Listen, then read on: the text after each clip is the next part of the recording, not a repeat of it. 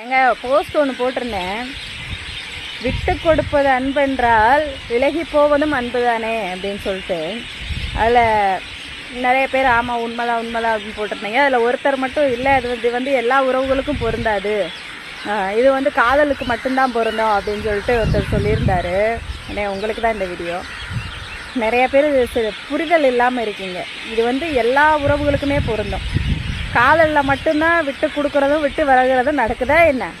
அண்ணன் தங்கச்சிக்குள்ளே இல்லையா? அக்கா தங்கச்சிக்குள்ளே இல்லையா? அண்ணன் தம்பிக்குள்ளே இல்லையா? எத்தனை பங்காளிகள் இன்னைக்கு பேசாமல் இருக்கிறாங்க தெரியுமா? அது மட்டுமா? சொந்த பந்தத்துக்குள்ளே இது நடக்கவே இல்லையா? ஃப்ரெண்ட்ஸுக்குள்ளே நடக்கலையா? இப்போ நானும் இன்னொரு பொண்ணும் நல்லா டீப்பாக ஃப்ரெண்ட்ஸாக இருந்தோம் அப்படின்னா, இன்னொரு பொண்ணு அவள்கிட்ட ரொம்ப அதிகமாக நம்ம பேசினோம் அப்படின்னா, ஐயோ நம்ம இருக்க இடத்துல அவளை வச்சுருக்காளே அப்படின்னு சொல்லிட்டு நமக்குள்ளே ஒரு பொசசிவ் வரும். பொசசிவ் வந்து நீங்கள் காதலில் மட்டும்தான் இருக்குதுன்னு நினைக்கிறீங்க, ஃப்ரெண்ட்ஷிப்லேயும் உண்டு. அதனால் அப்படி இருக்கும்போது எனக்கு இப்போ பேச பிடிக்கல, அவள் சொல்லியும் கேட்கல, எனக்கு பேச பிடிக்கலன்னா நான் என்ன பண்ணுவேன்? விட்டு கொடுத்துருவேன்.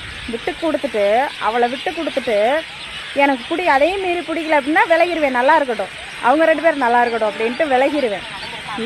இது எல்லா உறவுலையுமே நடக்கும். இது எல்லா உறவுலையுமே நடக்கும்.